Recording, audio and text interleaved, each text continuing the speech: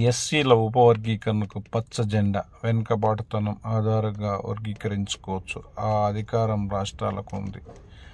6:1 ఆధిక్యంతో supreme court చారిత్రాత్మక తీర్పు. EV Chinnaiah కేసులో ఇచ్చిన తీర్పు కొట్టివేత. భిన్నాభిప్రాయం వ్యక్తం చేసిన జస్టిస్ త్రివేది, క్రిమిలేయర్ ఉండాలన్న 4 జడ్జీలు.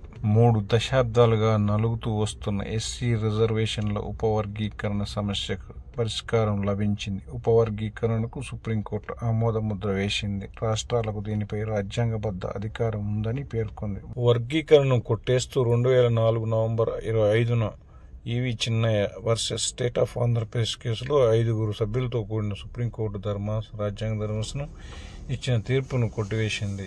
ఈ మేరకు భారత ప్రధాన న్యాయమూర్తి సిజేఐ జస్టిస్ డివై చంద్రచూడ్ నేతృత్వంలో 7 సభ్యుల విస్తృత రాజ్యాంగ ధర్మాసనం గురువారం 6:1 ఆధిక్యతతో తీర్పు వెలువరించింది. ఎస్సీల రిజర్వేషన్లను వర్గీకరించి అదే వర్గంలో అత్యంత వెనుకబడిన వర్గాలకు ప్రత్యేక కోటాలు కల్పించడానికి పచ్చజెండా ఊపింది. అయితే న్యాయ సమీక్షకు లోబడే ఈ వర్గీకరణ ఉంటుందని స్పష్టం చేసింది.